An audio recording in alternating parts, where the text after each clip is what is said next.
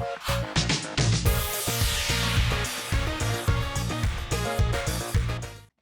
sobat semua, kembali lagi dengan saya Fitri Astuti Setianingsih di podcast kita hari ini. Nah, pada podcast hari ini kita akan membahas tentang tips dan motivasi buat teman-teman alumni yang mungkin masih ragu untuk memulai usahanya. Nah, kalau begitu kita langsung saja nih ke narasumber kita hari ini yaitu Ibu Sukarmi MPD. Untuk pertanyaannya yaitu prinsip apa yang Ibu pegang selama menjalankan usaha Bimbel Sahabat Pintar ini? Oke, terima kasih Mbak Fitri.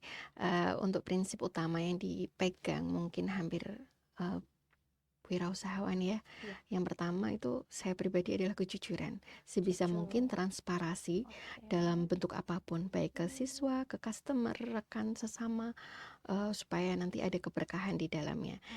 Di antara prinsip-prinsip transparansi, misalnya kalau di bimbel itu kan ada pertemuan sesuai dengan paket. Iya. Jadi pembayarannya sesuai paket. Jika ada libur atau apa, kami tidak masukkan hitungan.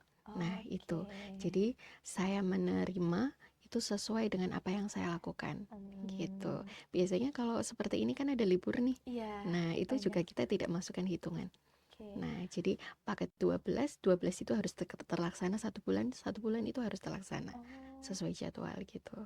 Enak ya gurunya libur tapi tetap dapat. Nah, tidak ada seperti itu. Jadi sesuai paket yang diambil itu yang saya garis bawahi, transparansi. Siswa atau orang tua itu tidak merasa dirugikan. Gitu. Kemudian prinsip yang kedua dalam mengajar selalu menekankan kepada diri sendiri dan juga teman-teman teacher yang lain juga, bahwa ketika kita mengajar itu tidak hanya berorientasi pada sekedar gaji atau bisa saja, tapi mengajar untuk siswa, sehingga sampailah ilmu yang akan kita ajarkan. Karena ketika kita money oriented kan yang ada capek saja. Saya pun sama dalam berbisnis, ketika yang saya kejar orientasi siswa banyak saja, saya kelelahan, capek sendiri gitu. Tapi ketika kembali ke misi awal, saya di sini untuk menolong bagaimana memfasilitasi belajar yang berkualitas tapi dengan harga terjangkau, itu enjoy menjalaninya. Nah, marketing langit akan berjalan sendiri. Nah, gitu. Kemudian hal yang lainnya tentunya karena saya tidak bekerja sendiri, ketika sebagai bisa dikatakan owner tadi, saat memberikan gaji saya harus ikhlas. Nah, ikhlas karena mereka itu kalau tidak ada teman-teman yang lain, saya tidak mungkin mampu mengajar 300 plus siswa. Gitu. Jadi sebisa mungkin ketika memberikan bisyarah atau gaji, ya ikhlas, itu hak mereka, itu yang harusnya mereka dapatkan. Tidak akan bisa Sahabat Pintar sampai up seperti ini ketika tidak ada teman-teman yang lain. Gitu. Berarti intinya di sini juga Ibu memberikan tanggapan bahwa adanya Bimbel Sahabat Pintar ini juga karena berkat dari guru-guru yang telah mengajar di Bimbel Sahabat Pintar ini. Iya, betul, dari tim teman-teman yang lain yang sudah sama-sama tumbuh berkembang di situ. Gitu. Nah, Bu, menurut Ibu nih, kesalahan yang paling sering dilakukan pemula itu dalam melakukan usaha itu apa saja sih, Bu?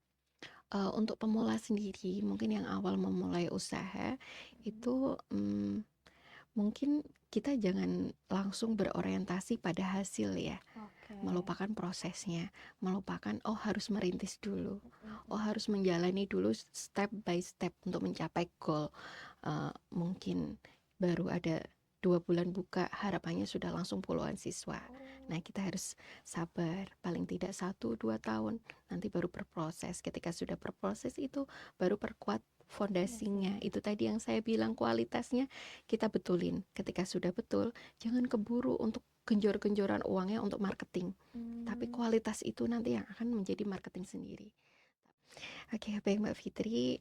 Tadi kalau untuk yang prinsip yang kedua, itu saat kita mulai bekerja ataupun mungkin teman-teman baru mulai bekerja, coba hal baru, itu cobalah yang pertama kali kita lakukan itu bersyukur. Mau kita bekerja di mana, mau memulai usaha apa gitu.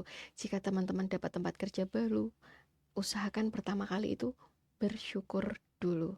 Baru di situ coba konsisten di satu tempat. itu cari apa yang bisa dipelajari. Jika memang tidak cocok, nanti Allah yang akan menuntun kita untuk pindah tempat ke tempat yang lainnya. Yang dilakukan, yang saya sering temui di beberapa kasus yang waktu seleksi itu kan banyak sekali yang teman-teman itu trial and error-nya begitu cepat. Baru Oke. 1 minggu diterima, dia sudah memutuskan untuk resign dan tidak tahu alasan yang jelas gitu. Itu menurut saya kan belum ada ilmu pengalaman apa yang didapatkan. Kalau orang zaman dulu itu mengatakan kita prihatin dulu gitu. Mau berjalan di satu titik itu jangan buru-buru. Kok cuma seperti ini, kok cuma seperti ini gitu. Pasti akan ada pembelajaran yang bisa kita dapatkan dan nanti jika sudah waktunya kita berpindah, Allah akan memindahkan sendiri. Gitu. Terus nah mungkin nih Bu, ada beberapa alumni yang mau mulai usaha dari nol, tapi belum tahu nih langkah-langkah realistis yang harus mereka ambil tuh bagaimana. Nah kan Ibu ini sudah menjadi CEO Bimbel Sahabat Pintar, mungkin bisa dibagikan langkah-langkah realistis yang bisa diambil oleh para alumni untuk membuka usaha gitu. Pengelola saja ya Mbak Fitri, Iya. kayaknya CEO terlalu berlebihan.